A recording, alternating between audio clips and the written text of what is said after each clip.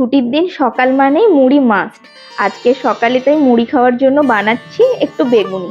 এর যদিও উদ্যোক্তা আমি, এই বাড়িতে কিন্তু আগে সকাল মানে মুড়ি কোনোদিনই ছিল না। আমি বিয়ে হয়ে আসার পর থেকে আমি নিজে খাই বলে ওরাও একটু একটু অভ্যেস করেছে। তবে ওই এমনি চানাচুর মুড়ি কেউ খাবে না, কিছু না কিছু বানিয়ে দিতে হবে। আজকে ওই জন্য ভাবলাম একটু বেগুনিই বানাই, তাড়াতাড়ি হয়ে যাবে। বেসনটাকে ফেটিয়ে মিনিট 10-এর জন্য রেখে দেবো। ওদিকে দুপুরের আবার আয়োজন করতে হবে, সেই সব সবজিগুলো ততক্ষণে কেটে নিই। এবার একটা বেগুনকেও পাতলা পাতলা করে কেটে নিয়ে চলে এসেছি। এবার একটু নুন দিয়ে দুপিঠ ভালো করে মেখে নেব।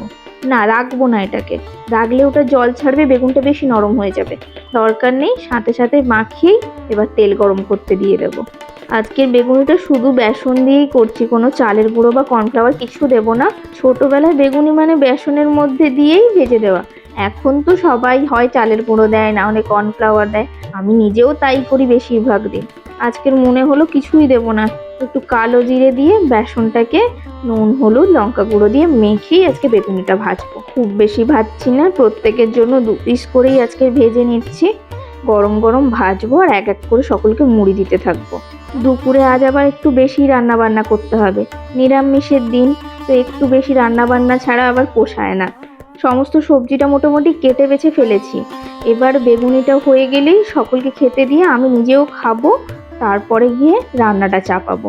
বেগুনি ভাজার তেলেই পাঁপড় কটা ভেজে রেখে দিলাম, ডাল ভাতে পাঁপড়টা লাগে। আজ একটু শাহি পনির বানাবো, সাথে তো টমেটোর চাটনি একটু করব। দুপুরে আর কি কি রান্না করলাম সমস্তটা নিয়ে আসছি পরের ভিডিওতে। অসংখ্য ধন্যবাদ ভিডিওটা দেখার জন্য।